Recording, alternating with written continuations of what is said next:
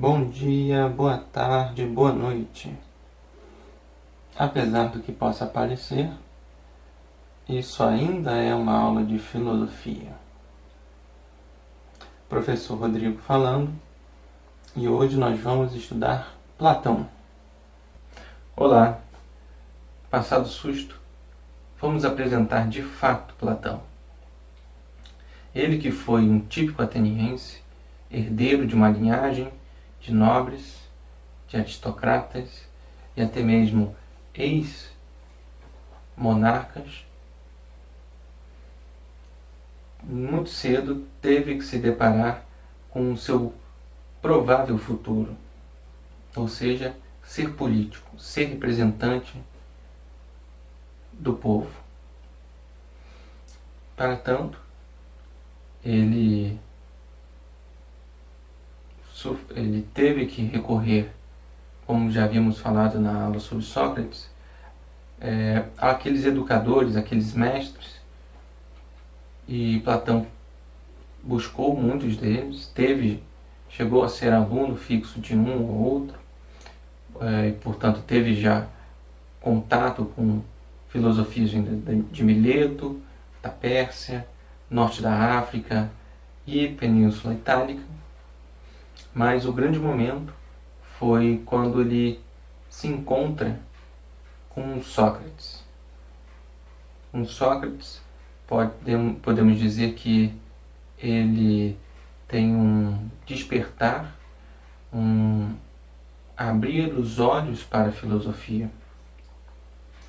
E a partir de então ele estabelece uma conexão com seu mestre que vai para além do dia a dia pedagógico. Ele acabou se tornando um dos seus mais dignos alunos, e não à toa que no futuro ele vem a concentrar aquele legado socrático em sua academia.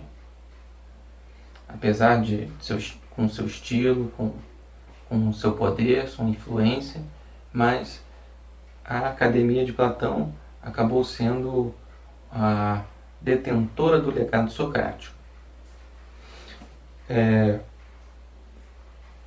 Ainda resgatando da aula sobre Sócrates, é importante a gente notar o empenho, a importância que Sócrates dá para a responsabilidade de ser político. Talvez tenha sido essa postura ou comportamento singular de Sócrates que tenha feito esse maravilhamento na mentalidade de Platão. Bom, mas vamos ao que de fato nós vamos ver hoje nessa aula. Os dois principais conceitos, duas principais reflexões que são fundamentais para toda a doutrina que Platão vai traçando ao longo de sua história. O primeiro, a alegoria da caverna, e o segundo, a teoria da reminiscência. Vamos com calma, mas vamos ver esses dois hoje. A alegoria da caverna é uma compreensão simbólica que Platão escreve para apresentar a sua grande teoria, que é a teoria das ideias, ou a teoria do mundo das ideias. Então eu vou fazer uma pequena descrição e vou começar a pontuar as principais questões e conceitos pertinentes à alegoria.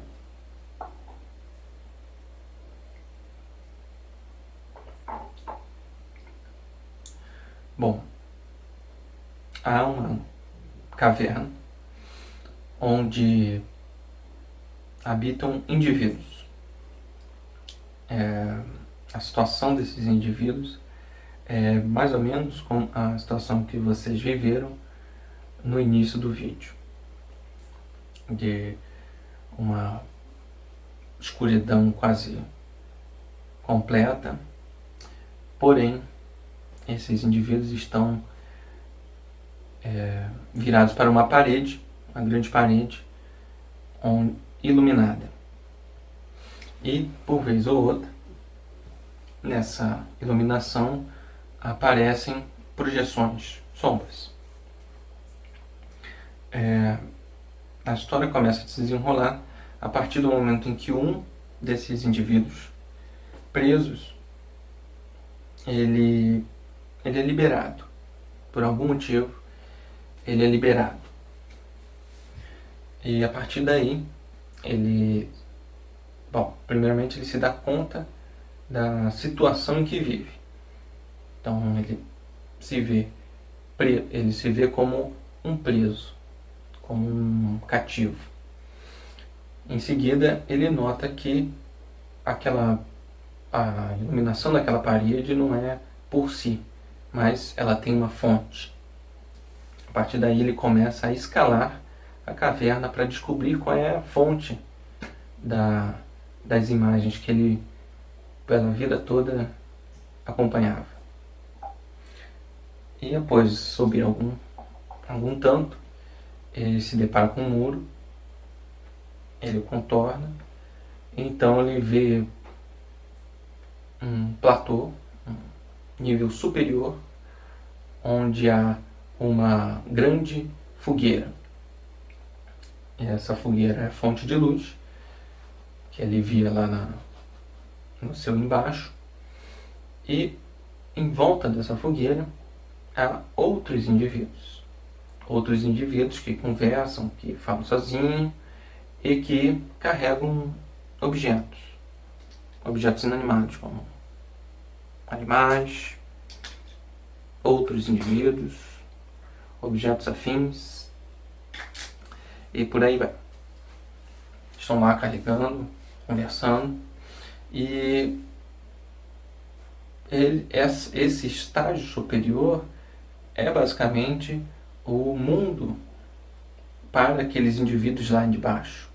Então, toda a movimentação que ele acompanhava, os sons que ele escutava, era devido à movimentação nesse nível superior.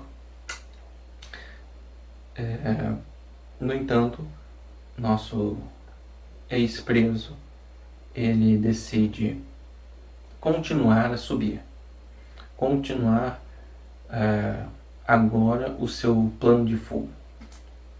E essa segunda escalada vai ser a mais tortuosa, a mais difícil, em que ele por diversas vezes vai cair, vai despencar, vai se machucar, mas ele consegue chegar, enfim, à saída da caverna.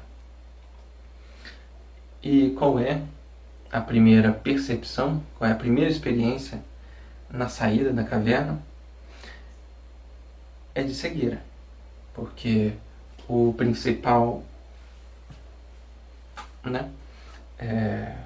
contraste é a luminosidade, a diferença de luminosidade que ele estava acostumado para o que ele vai ter.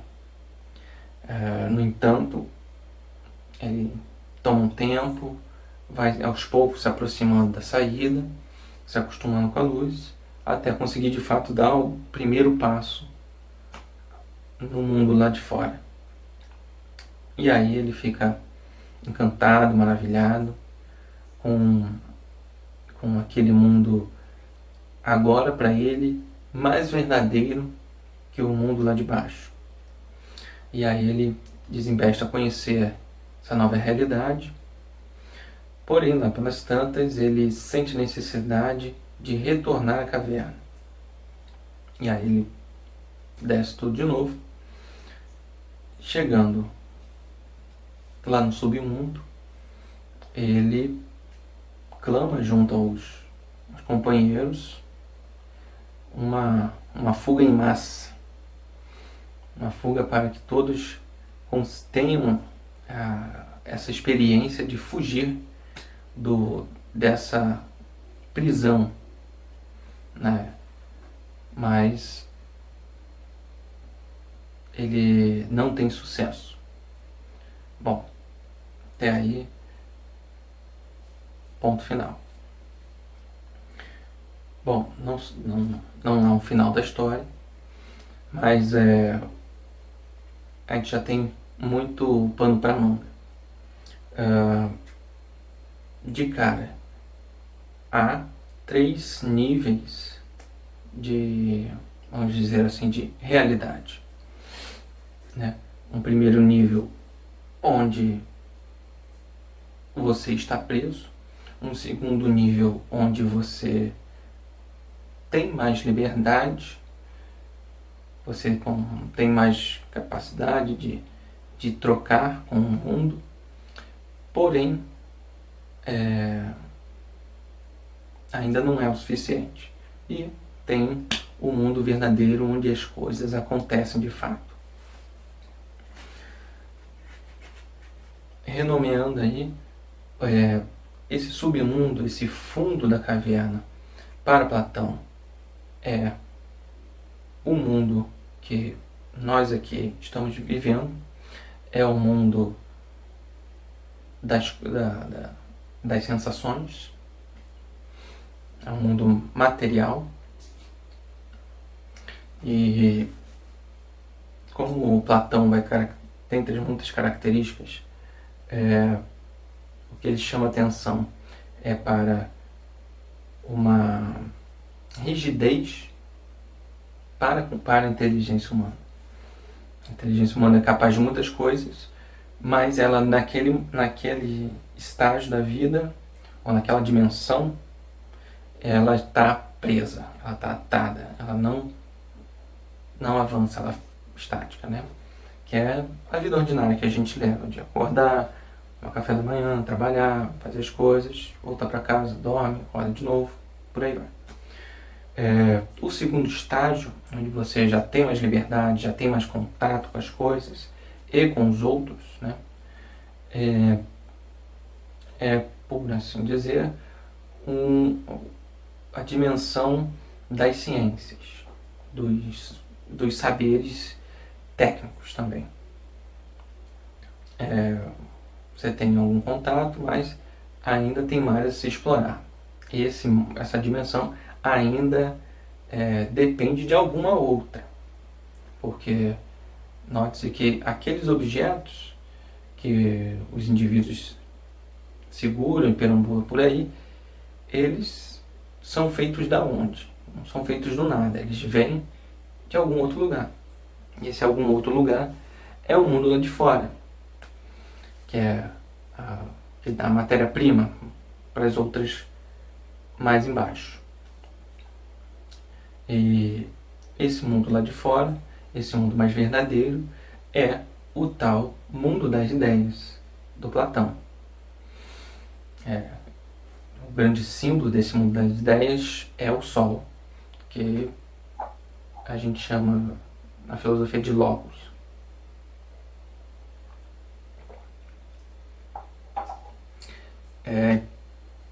Eu vou pontuar aqui uma coisa que é muito importante para se compreender esse pensamento antigo. Esse Logos, ele não pode ser identificado como Deus. Esse Logos, ele inclusive dá sentido aos deuses.